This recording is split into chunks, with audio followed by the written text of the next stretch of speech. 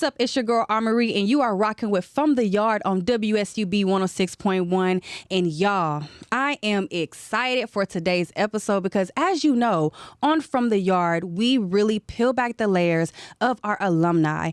Let us learn more about their legacy that they're leaving behind and just so much more, and even their experiences on the yard. So please, please, please, please, I hope y'all are ready for a ride today, because just know I have an exclusive guest in the house with me. And before I even bring him on, your girl got to read his bio, y'all. I was going to try to remember it, but I said, not today. I am not butchering up anything. So please, please, please, please. And I ain't going to release the name of it until it's time to bring him on. But just know he's an ex-professional athlete, okay? A fitness enthusiast, a model, because, he be getting them, the poses going, business professional, and mentor with over a decade of commitment to baseball.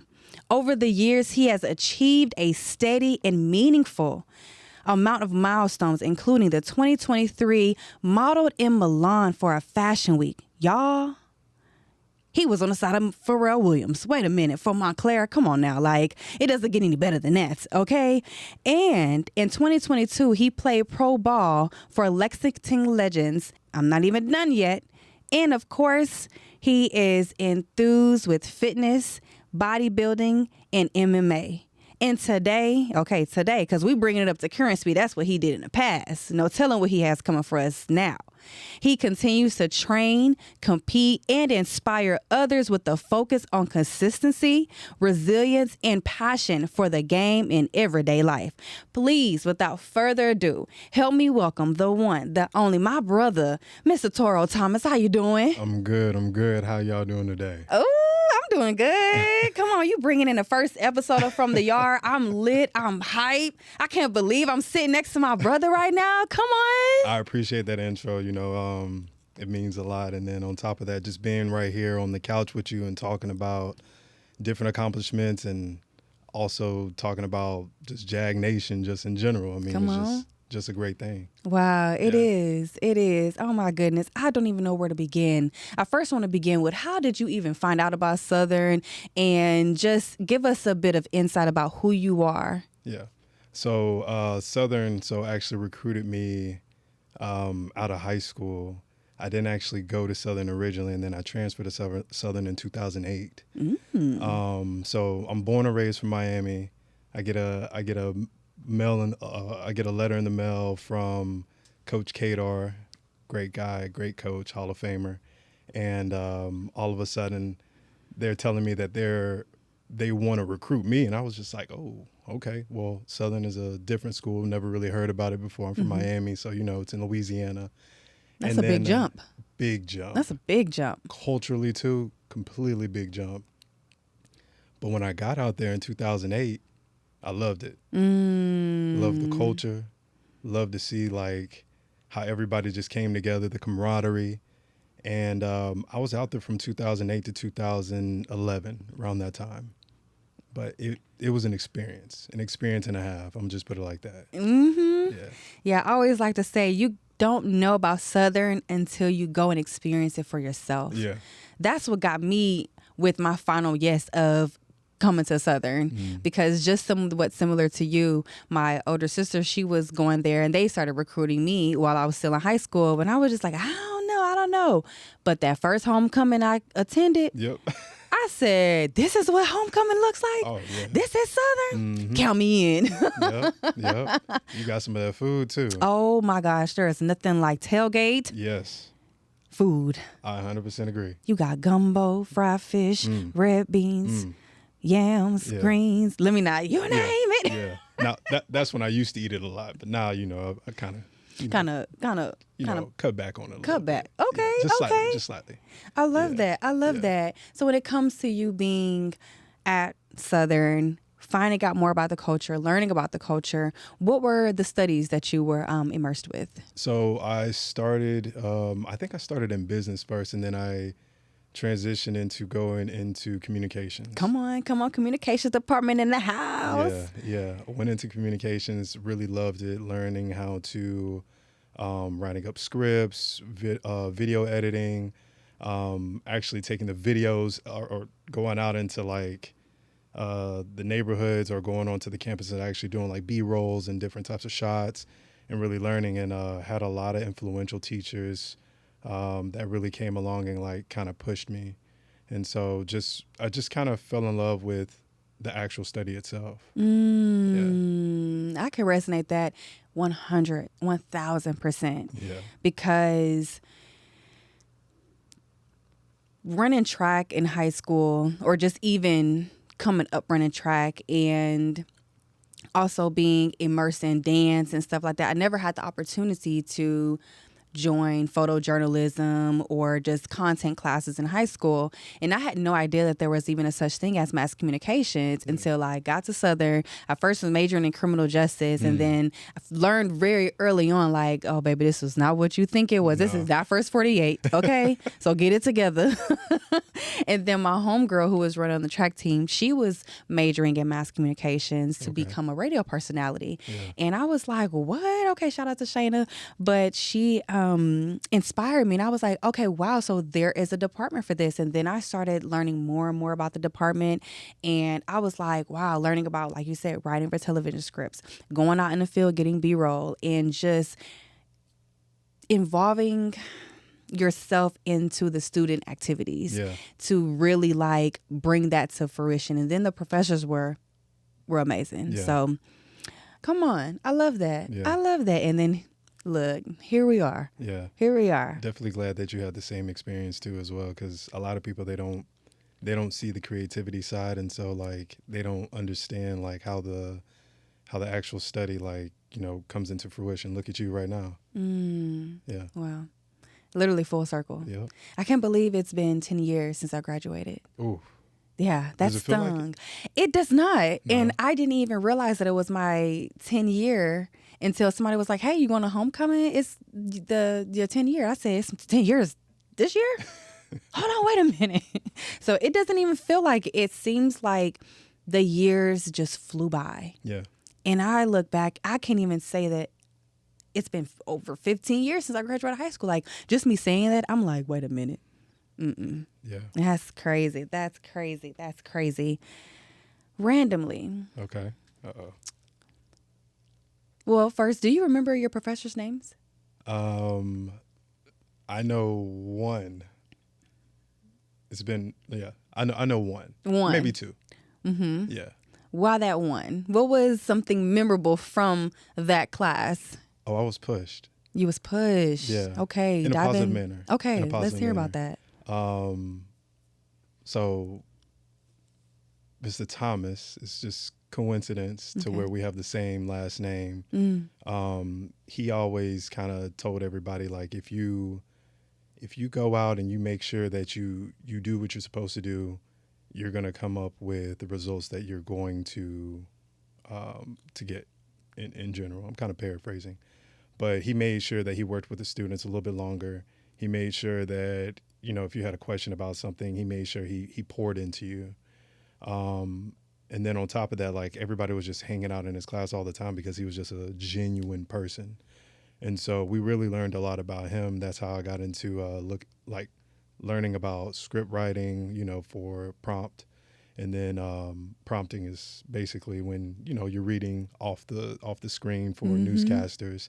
And then, you know, when it came to like filming, I had the idea of how to film, but I didn't know how to put it on paper, or I didn't know how to bring my creation into fruition. And so he really pushed us each and every day in order to basically come up with the product that we're trying to look for. So, you know, if you had a 49-minute project or 49-minute B-roll, you want to cut it down to 1 minute. How do you capture the audience attention as soon as possible and as quick as possible so they can see a full glimpse of B-roll, which is just video, and then an audio that goes over it, so that way you can capture the whole scene in your head like you're actually there.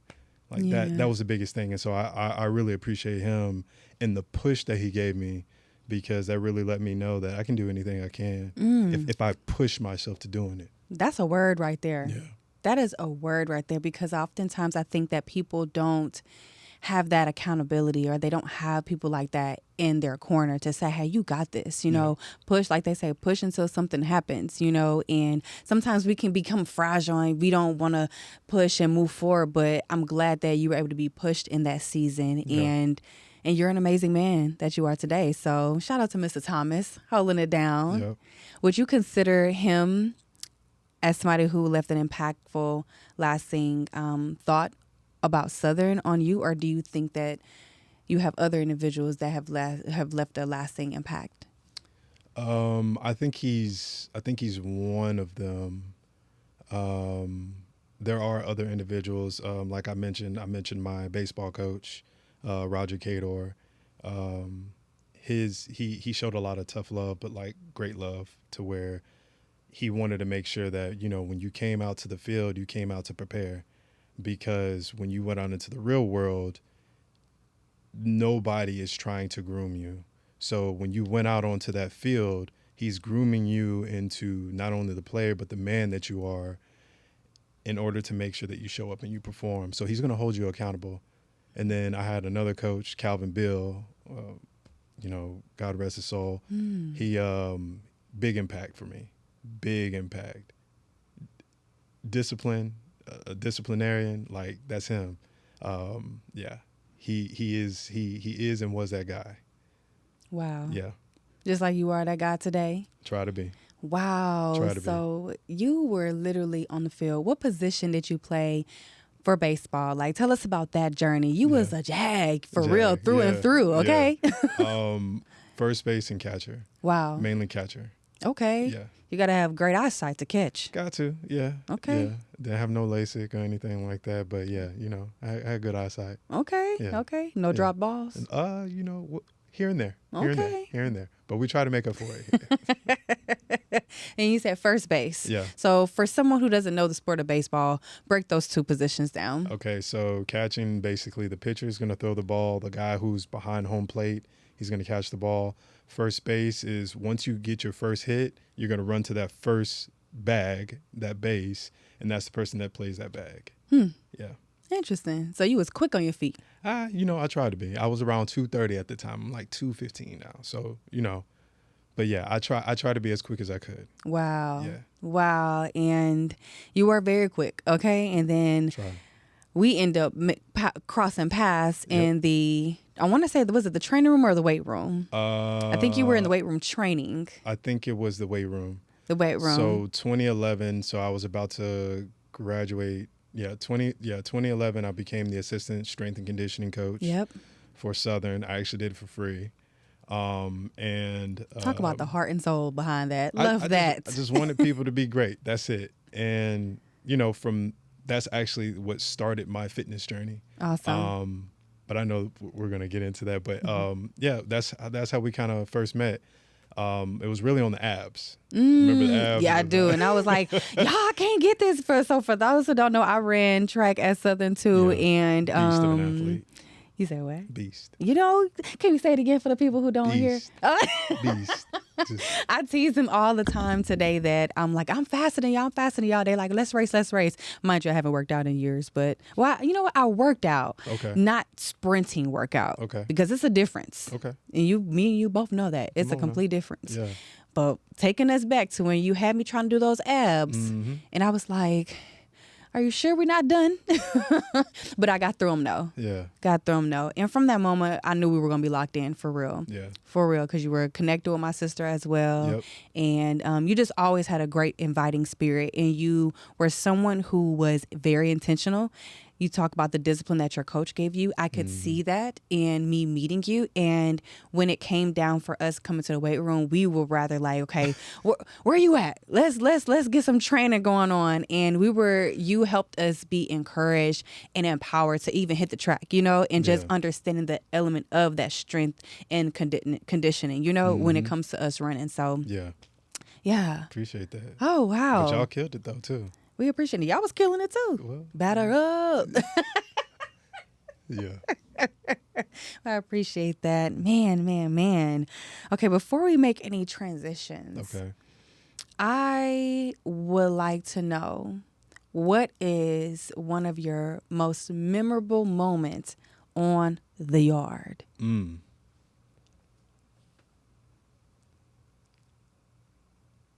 Are we talking about sports wise, or are we just talking about just being on the yard? You know what? Give me both. Okay. 2009, that sounds like a long time ago. We won SWAC tournament. So SWAC Come team, on. we won. The baseball team was so excited. We were going crazy.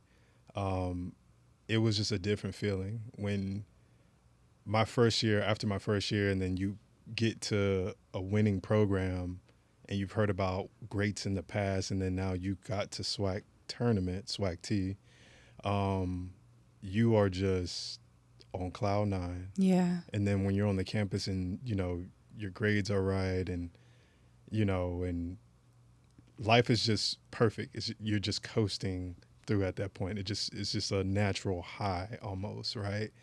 And just being on the yard and seeing how, I don't even know how to really describe it. Like, it was just so great just being on the yard too at the same time, because the enrollment was up. People were all working together. Culturally, it was just like, it was still kind of new, but it wasn't at the same time. So you're just used to like the Texas music, the Louisiana music. Again, I'm from Miami, so like the music is That was completely different. Yeah. But all that put together, the environment, and then also just being in the city of Baton Rouge, like you put on for that city. And so because of that, it just felt great. Like the experience just being there as an athlete was just a student athlete was just great. Yeah. I can imagine. Yeah. I love that. Yeah. I was about to say, but the food too, like, you asked for another memorable moment. Yeah, let's hear it. If I remember correctly, Mondays is what? Fried chicken Mondays? Fried chicken Mondays. And then Fridays, I can't remember what Fridays was a fried fish, because I remember everything, because I'm big hungry. Yeah. Yeah.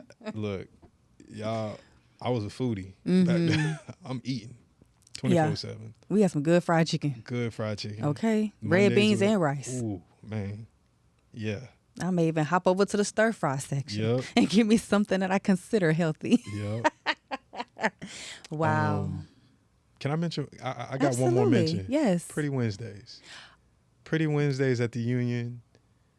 Come on. Like it was just a different.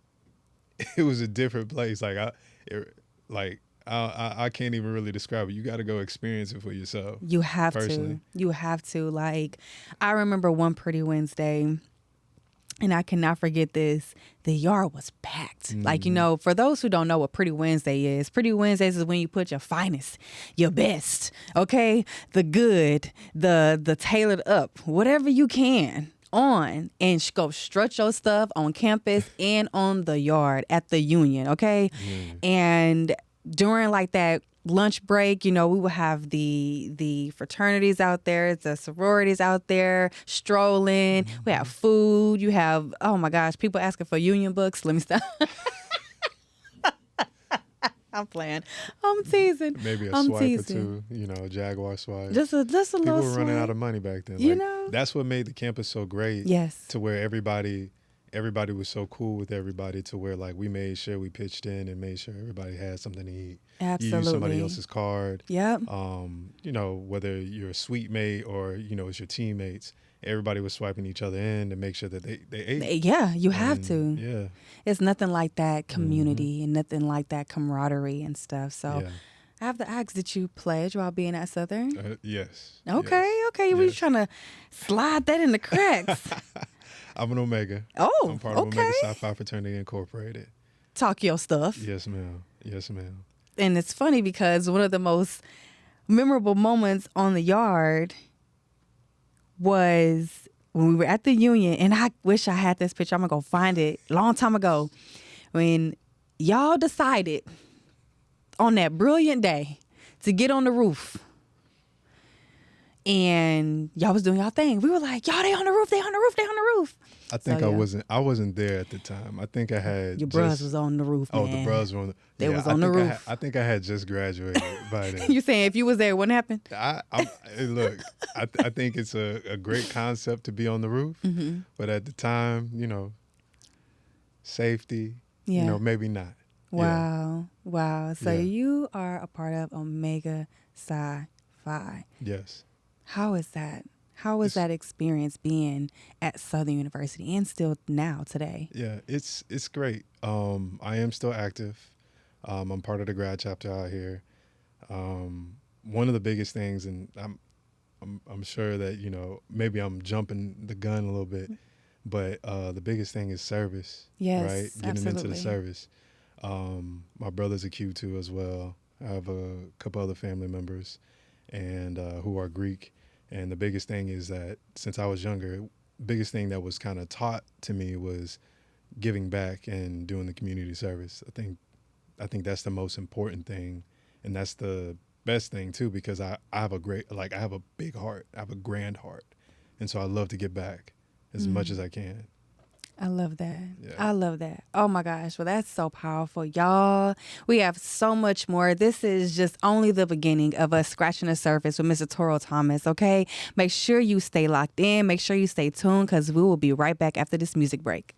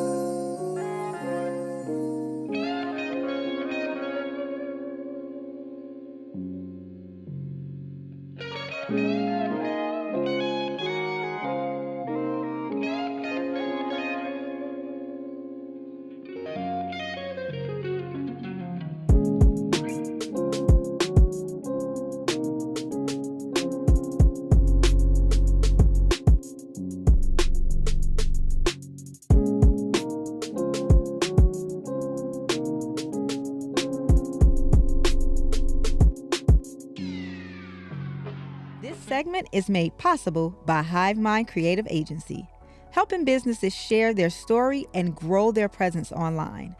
Hive Mind offers podcast-style marketing designed to fit each brand's voice. Learn more at HivemindHTX.com. What's up, y'all? Welcome back to From the Yard on WSUB 106.1 with yours truly, Armory. And I got my guest, the man of the hour, Mr. Toro Thomas, joining us. Okay? What's going on? What's going on, everybody? Yeah. Before we went on the break, man, we were just peeling back the layers of you being at Southern and just finding out about your experience playing baseball, being a strength and conditioning assistant, literally getting me right, and just also you being a part of the Omega Psi Phi fraternity and just a part of the mass communications department as well. So we've just been uncovering so much. And I have to ask you, when it comes to Southern, what moment can you say is what shaped your life? I think there's been a few moments from trying to register to class, getting the billing statements, walking across campus, and I think that's one of them. Wow. Right? I think another part is understanding what community is and like really connecting with the student body just themselves. I think another is as a student athlete, making sure that I stay on top of my grades while I'm doing the extracurricular activity. That's right? smart. So being able to balance and juggle all of this really developed and made me aware that I can do whatever I can do if I just put my mind to it. That's That was good. the biggest thing. That's good. It's just about balancing, prioritizing, and making sure that I have stuff on my calendar and giving the allotted time to do X, Y, or Z within a certain time frame. I love that. Yeah. I love that. You brought up a very key point of just balancing and putting things on your calendar. And that's something that I tried, and I know that people try to do with writing in their agendas. What kept you motivated to making sure you stick into your calendar and making sure like, okay, let me make sure I have something on my calendar to do? Because, you know, sometimes people go to college, they just live their life. They like to have fun. They don't even care about the school, but it seems like you were very intentional. You were very driven and you were there for a purpose. Yeah. So what were those elements that, you know what, I'm waking up and I want to jot down whatever I need to jot down on my agenda and move forward with it? What were those defining moments looking like for you? So those moments, they really kind of just told me, well, there was a few things. Let me back up first. One, I come from military, like my family's military. And so they've always told me, like, you have to have certain things written down in order to understand what your goal and what your drive is. That's good. And so Come on. when I got to Southern, the first thing that I did was I wrote down my goals and my dreams. And then from there, while being at Southern, I started realizing when I'm transitioning from class to class and I have X amount of time in order to get from one part of the yard over to the other part of the yard, and if I have homework that I haven't done the night before, I really need to figure out how am I going to get this done and what are the consequences going to be if I don't get it done, right? So I try to make sure that I prioritize and I keep everything kind of written down and keep a calendar. And I've actually used that till this day. And I do check my agenda. I do check my calendar every day, maybe twice a day, maybe 3 times a day. It just really depends. But that's something that I've brought over from being an undergrad and transitioning into the real world. And so it's really taught me a lot. And so that discipline really shown me like, hey, I can do this. I have X amount of time to do this. Yeah. Yeah. That's very pivotal, especially how much weight it holds truth to like your everyday life. Yeah. You know, what you were able to take from your undergrad and apply it to real world.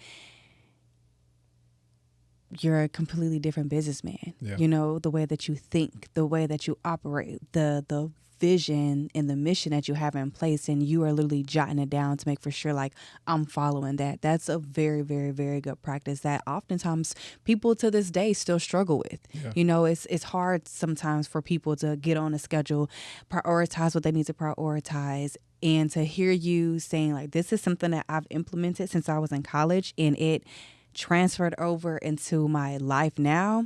Mm-hmm. Kudos to you. And Yeah. I encourage every listener out there, if you are struggling with any priority list or getting any balance, please, it's okay. All it takes is that first step. All it takes is you grabbing that pen or pencil and writing it in a journal, or if you're going to get your thumbs ready, create a folder in your notes and just start jotting it down. Like they say, write the vision and make it plain. I 100% agree. 100% agree. Yeah. Speaking of carrying things over, Uh-oh. you know, I gotta ask because it's so pivotal of you just being in this area of who you are. You know, was there a defining moment after graduation when you realized your purpose or your calling? Okay. So as you stated before, I played a little bit of pro ball. When I realized that I wasn't going to go to the league, the realization kind of set in. I was just like, okay, what is the next step?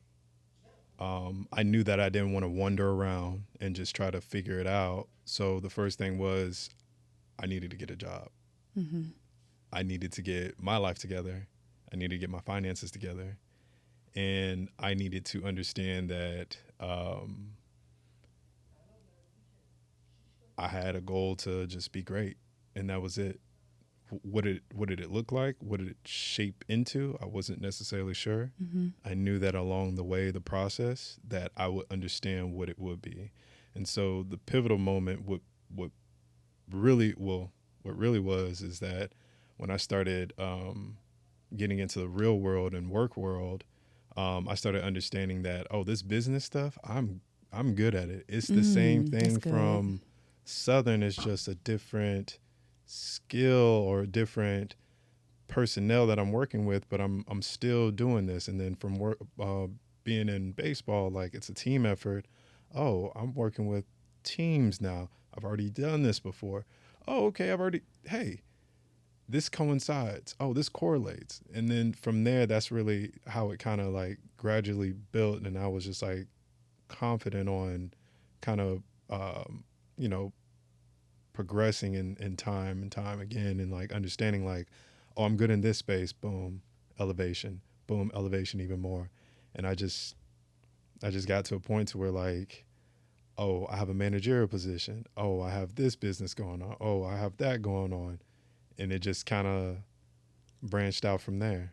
I love that. Yeah. As you're describing that, all I kept thinking about was how intentional God is with him uniquely crafting your story and uniquely putting you in positions to learn and acquire the things that you were able to take. Like you said, I was able to learn X, Y, and Z and utilize and compare business, what you were learning at Southern, and say, hey, look, this is something that I can apply here in this real world. It's as if God was preparing you for what you had no idea what was coming. Yeah.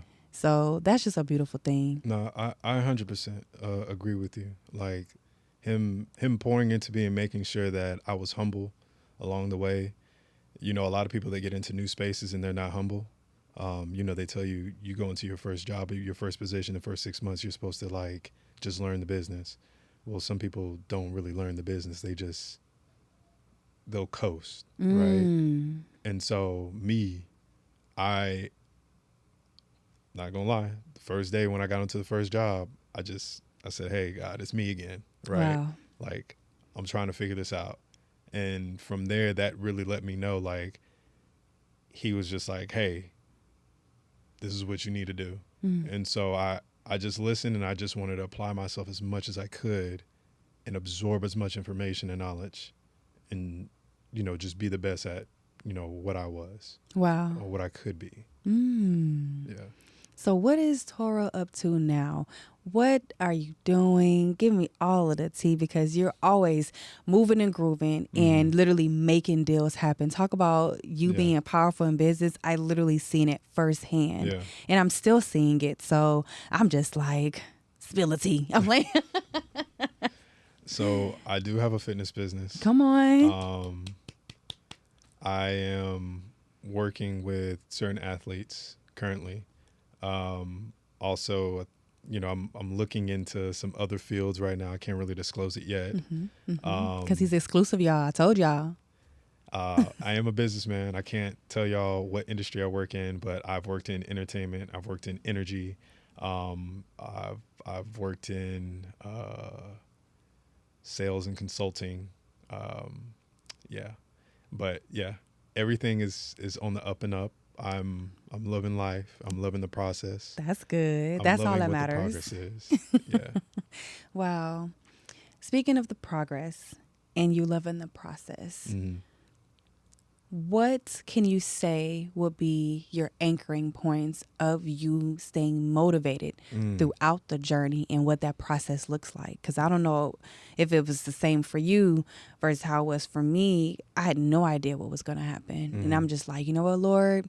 Have your way, because, you know, we get our degree in something and then we don't find ourselves in that role or in that position. Then we get discouraged. And then next thing you know, we look up and years fly by. So what were your anchoring points to keep you motivated? The anchoring points, I'm going to go back to what I kind of said earlier in terms of like writing stuff down. I wrote down my goal. And then as I started maturing, I understood what I was going to get myself into, right? And one of the biggest things that I kind of saw was that I was very determined, no matter what might have been thrown in my way.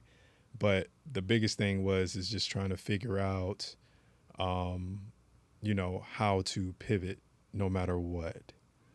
If I was going in a straight line and then all of a sudden a roadblock came, how was I going to pivot around the boulder to get to the ultimate goal?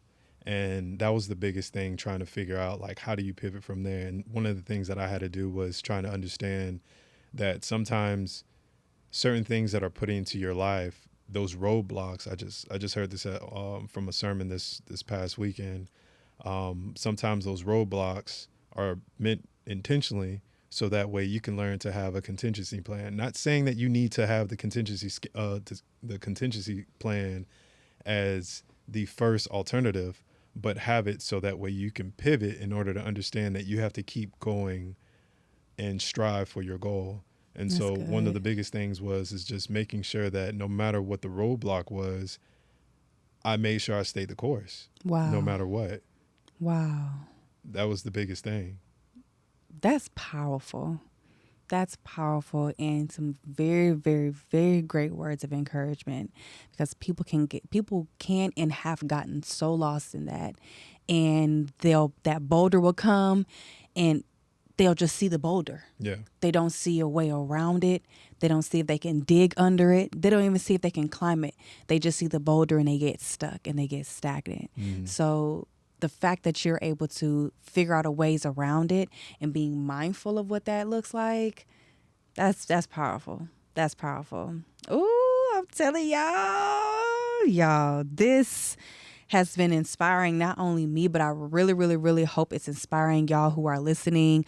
Make sure you are staying tuned and make sure you are staying locked in, and we'll be right back after these messages. Support for this program comes from TRG Financial, helping families, professionals, and brands develop clear, coordinated plans for savings, retirement, and estate needs, bringing organization to financial uncertainty. More at trg-financial.com.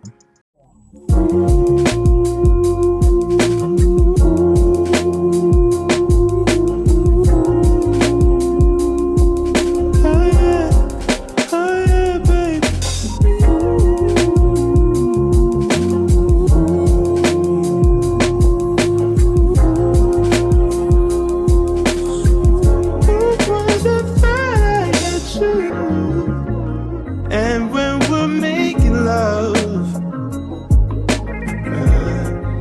your cries that can be heard from far and wide. It's only the two of us.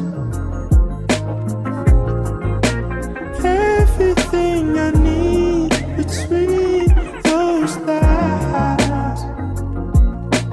Every time I look into your eyes, I see it. You're all I need. Every time I get a bit inside, I feel it.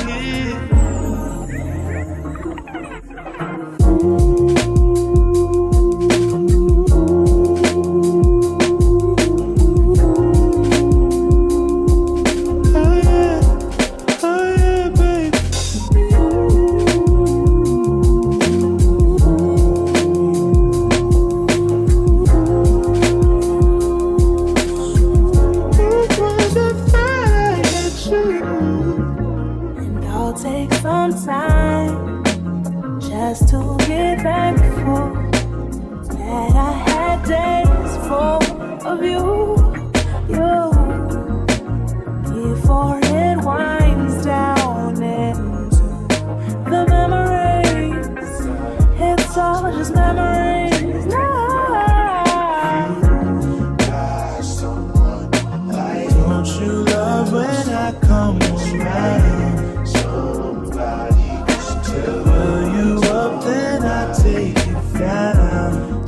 Welcome back to From the Yard with yours truly, Armory, on WSUB 106.1. And when I tell y'all, we have been diving in and getting to the bottom of everything, all things Toro Thomas.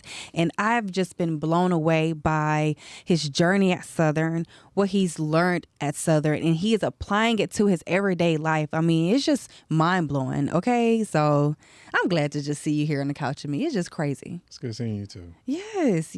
Thanks for So having me here. yes. So I have to ask you, how do you balance being a, well, let me rephrase that. How do you balance being proud of your HBCU roots while growing in spaces that may not always understand that? I think the adversity from going to an HBCU and then going into the real world kind of helped mold me and kind of tell me like, hey, like you can do anything that you want to do. But to kind of give everybody kind of a glimpse of the HBCU is going to be kind of hard. I don't know if I'll really be able to explain that. You just have to be there in order to understand. But yeah, it's something that I truly appreciate because you had to be your own resource and you had to really rely on your community while being at a HBCU. And I love that. Yeah. Because you have to do that in the real world now. You have to go out and connect with people. You have to go talk to people. Like you have to do that. Yeah. And I love that. I love that. And there's nothing like an HBCU experience. Oh, yeah. And I know we were offline, we were speaking about this, but your funniest memory at Southern University. Funniest memory. There's a few. The main one is the music, though. Come on, jigger like train coming through. Yeah. Like everybody sees, like I think it's viral now because everybody sees on TikTok and Instagram and all social media is like the Baton Rouge music. Yeah. But when you went to school in Louisiana, ain't nothing and like you've seen the dancing up close and personal, you're like, hey, this is different. It is. And then when you're seeing everybody watching it now, you're just like, oh, this is old. Like y'all like I've been doing this. Yeah. Like. Yeah. Too funny. It is. Too funny. Like you said, just them even circling around and that coming to people's eyes. I'm just like, man, this was us every single day. Yeah. Every Pretty Wednesday. Look. Yeah. When you hear that choo choo, that jigger train coming through it, I'll be the main one on the at the Union, jigger training from one end to the other end. Yeah. I gotta get my my little dance move going. Yeah. I love that. Wow. But I'm definitely happy that Baton Rouge is being recognized for like their local music because it is fun and exciting music that you can just when you hear it when you first go over the hump or when you're first driving over the bridge when you're headed into Baton Rouge.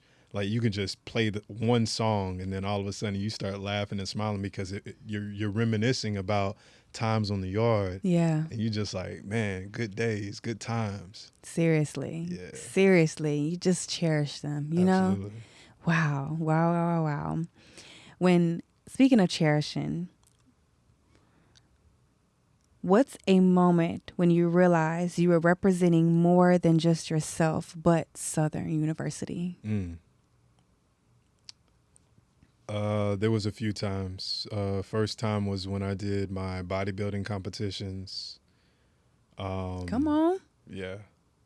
The second time was when I was playing pro ball. You're not going to find a lot of people from an HBCU that are playing pro ball, at least like when I was coming up.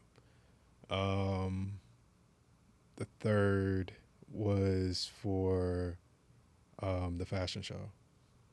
Wow. And so everybody on stage with the exception of a few went to an HBCU, and the fact that Toby's a local artist here in Houston, Texas. Shout out Toby. Great artist, by the way. And the fact that he recognized us and allowed us to come out there was just mind-blowing. And I love that. Yeah. That powerful word of community. Yeah. you just never know. So I love the fact that he was allowing y'all to come out there and just showcase just the authenticity, the culture, the experience, That's big. Yeah. That's big. That's big. That's big. If you could go back, if you could go back and tell your college self one thing, what would it be? I think I would tell myself two things. You have to choose your hard would be the first thing. I know grades were always important to me, but I know I could have applied myself a little bit more.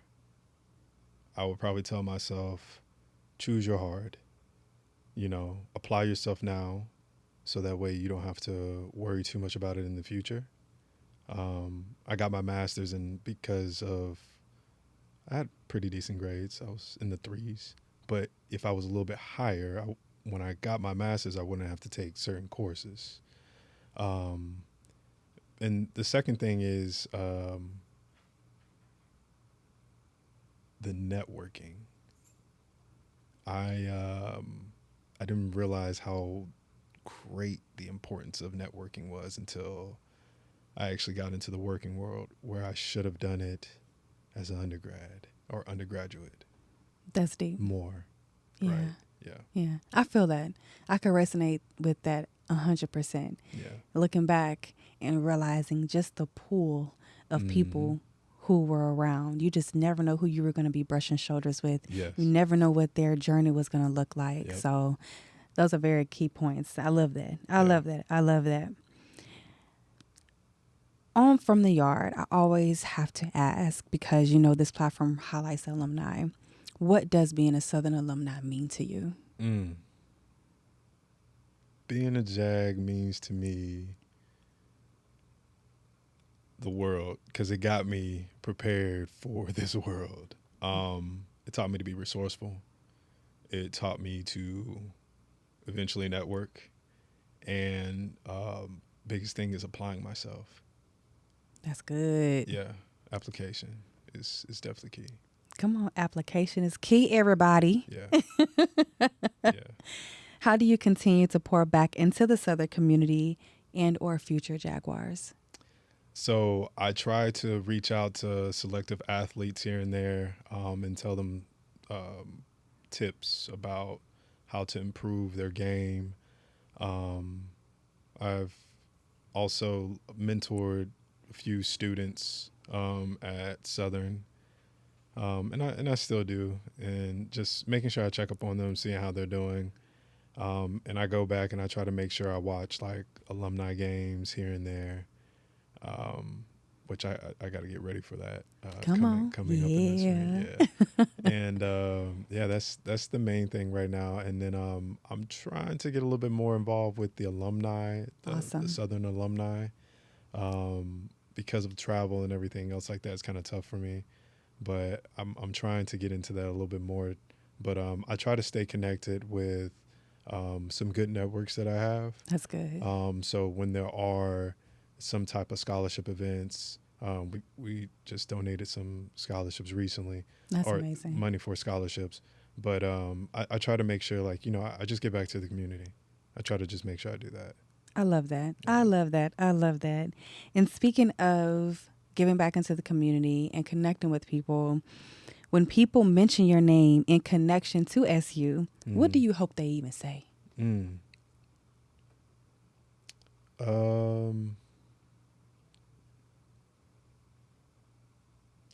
I think personally that they say like this was a connection, this was a good connection.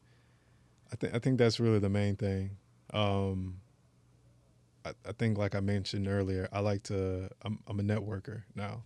So I like to put people with other people so that way they can, benefit and also help each other out in terms of like business ventures, or connect somebody to make sure that, hey, this person has an electrical business, you have a mechanical business, boom, y'all can do a consulting firm together. Yeah. Like the biggest thing is, is I guess just being a good connection. I think now, right? that's what I want to be known as. Yeah. Yeah. And you definitely bring truth to that, because I can say now you checking in on me and just, just tapping in like, hey sis, how you doing? That means everything. I'm like, mama, look what's on the phone, so that's powerful. So, I can definitely say you are impactful, you're inspiring, and when I hear your name, I'm like, what's going on? Yeah. I will always answer the phone. So that's powerful. What Appreciate legacy, of course, what legacy do you hope to leave behind for the next generation coming from the yard? As I mentioned earlier, the biggest thing is networking. If you can network at an early age, I think that's the biggest thing. When you go into the yards and you have homecoming coming around, you always used to see the people at the football games. They're down floor level, kind of walking around and near the players. But the biggest thing is like going out there and networking, talking to people. Don't just go out there just to party. Go out there and talk. Yeah. When there's a networking event on the yard and you have people who are coming from off campus onto campus, network with them, talk to them, pick their brains, see if you can have an internship. Go out there and say, hey, you don't have to pay me a dime, but I just want to sit here and learn from you. Can you give me a week? Can you give me 72 hours of what do you do throughout your day? What is your day-to-day like? I think that's the biggest thing. Like that's what I did. And so I want to kind of like, kind of tell them that too as well, because it'll help you. I love that. Yeah. I love that.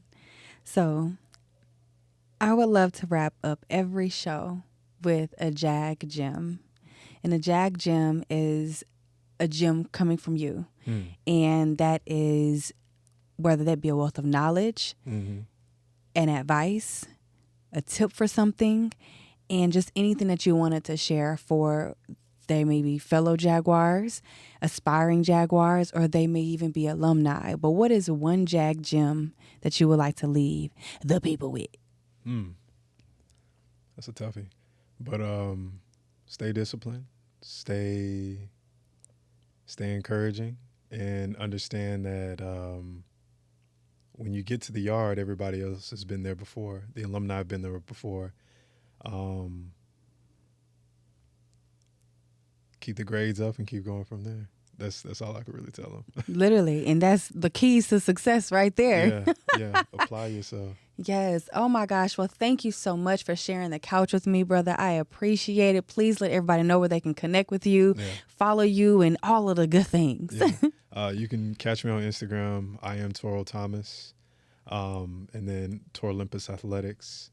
You can find me on IG as well. Awesome. Well, y'all, it has been a pleasure. It's been a pleasure. You are tuned in and you're rocking with From the Yard on WSUB with yours truly, Armory. I hope that this episode was inspiring. I hope that it was uplifting, and I hope that it encourages you to go the next mile. So make sure you stay tuned. We are live each and every Thursday. Okay, let's get it.